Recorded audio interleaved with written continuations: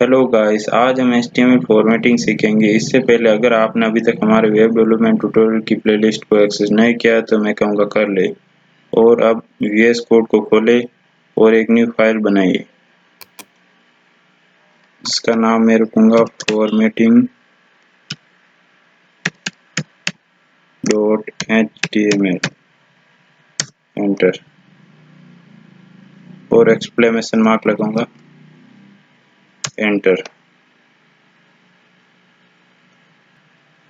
HTML formatting का मतलब font में तरह तरह का परिवर्तन करना। अब हम बॉडी में आते हैं और p टैग लगाते हैं, पैराग्राफ टैग,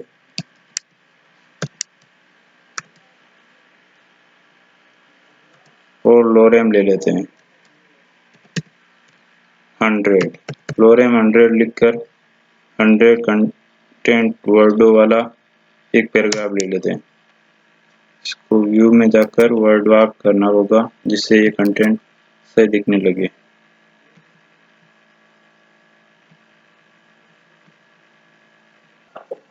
सबसे पहले इसका मैं टाइटल दे देता हूँ, formatting.html।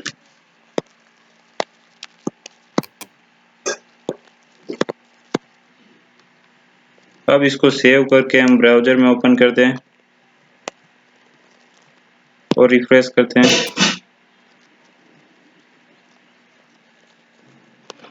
पैराग्राफ का पूरा कंटेंट आ चुका है, सिंपल फॉन्ट में आ रहा है पूरा का पूरा पैराग्राफ।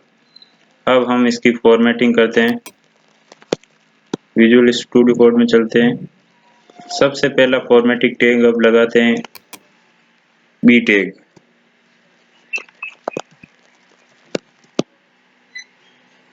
बी ओपनिंग टैग और क्लोजिंग टैग लोरेम के बाद लगा देते हैं। अब इसको सेव करते हैं और क्रोम ब्राउजर में चलते हैं और कंट्रोल शिफ्ट और R दबा के इसको रिफ्रेश करके इसमें देखते हैं क्या परिवर्तन होगा। देखो दोस्तों, ये लोरेम वाला वर्ड बोल्ड हो गया। बी टैग का मतलब बोल्ड करना। अब हम दूसरा टैग लगाते हैं, जैसे एमेट पर लगाते हैं, जैसे स्ट्रॉन्ग टैग।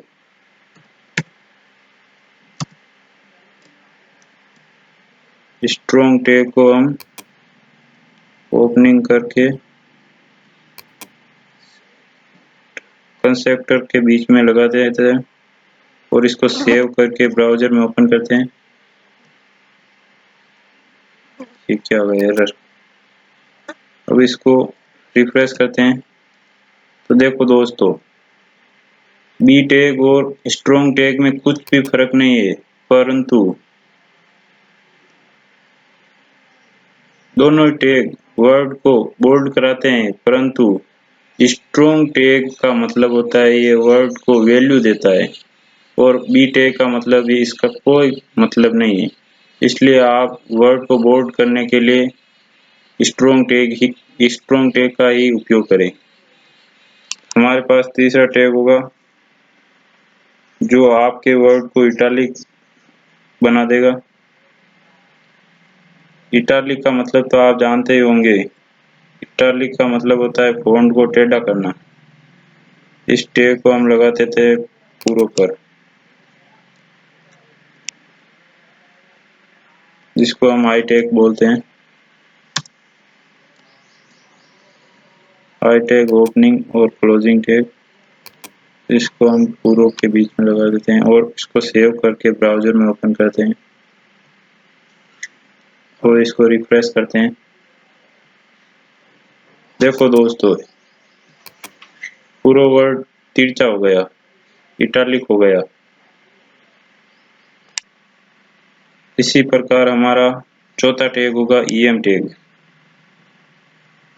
जो हम लगाते हैं फुगों पर।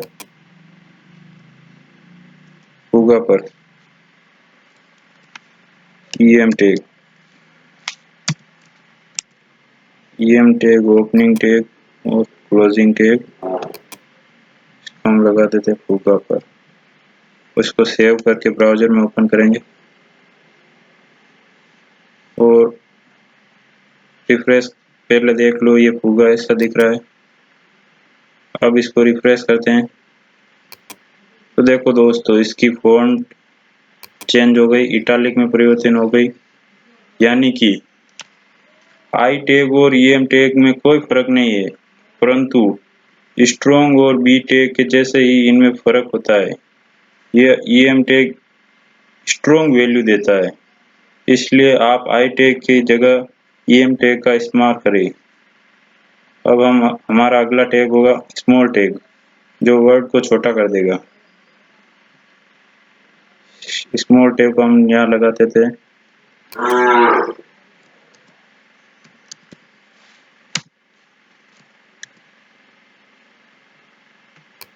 ओपनिंग टैग और क्लोजिंग टैग शीट पर, हमने स्मॉल टैग को शीट पर लगा दिया है और इसको सेव करके ब्राउज़र में ओपन करेंगे। देखो दोस्तों, शीट बड़ा लिख कर आता होगा। अब हम इसको रिफ्रेश करेंगे, शीट बिल्कुल छोटा हो गया। स्मॉल टैग का अर्थ है किसी फॉन्ट को छोटा करना। अब हमारा अगला टैग होगा मार्क टैग, जो कि हम सेंटेंस पर लगा कर देखेंगे। जैसे कि यहाँ पर लगाते हैं mark tag, mark tag opening. इस पूरे सेंटेंस पर मार्क टैग लगा देते हैं और इसको सेव करके ब्राउज़र में ओपन करेंगे। देखो दोस्तों, यहाँ पर किसी पर भी कोई स्केच पेन नहीं है। अभी देखना रिफ्रेश करने पर, देखो दोस्तों, ये इस जगह को मार्क कर देता है। मार्क टैग का मतलब मार्क करना है। अब हमारा अगला टैग होगा डिलीट टैग, जो वर्ड को डिलीट कर देता है।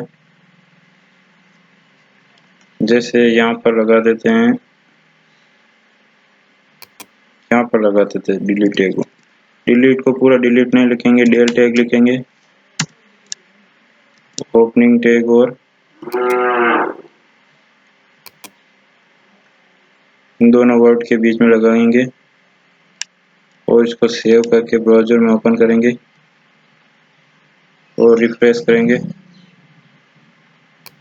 तो देखो दोस्तों, ये वर्ड को पूरा हटा नहीं रहा है, बल्कि इसको पढ़ने वाले को बता रहा है कि ये सिर्फ डिलीट किया गया है। अब हमारा अगला टैग होगा INS टैग, जो कि हम यहाँ लगा देते हैं इस सेंटेंस पर, नहीं इस सेंटेंस पर।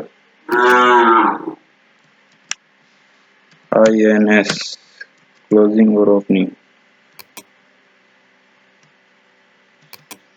को हम इस सेंटेंस पर लगा देते हैं। इसको सेव करके ब्राउज़र में ओपन करेंगे। इस टैग से अंडरलाइन आ जाएगी।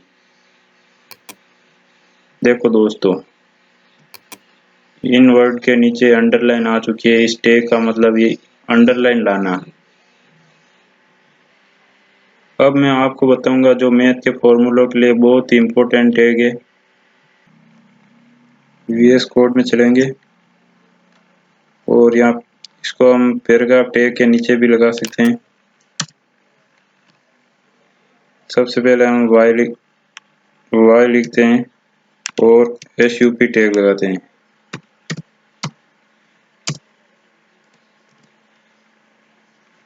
और इसके बीच कंटेंट डाल देते हैं 2। ये स्क्वायर में परिवर्तन हो जाएगा। इसको सेव करके ब्राउज़र में ओपन करेंगे और रिफ्रेश करेंगे। देखो दोस्तों, ये y स्कोर आ गया। ये मैथ के फॉर्मूलों के लिए बहुत ही अच्छा टैग है, सुप टैग। आज के लिए बस इतना ही। गाइस, आपको वीडियो पसंद आया हो तो लाइक, शेयर एंड कमेंट करें और दूसरे दोस्तों को पहुंचाएं जिनको उनसे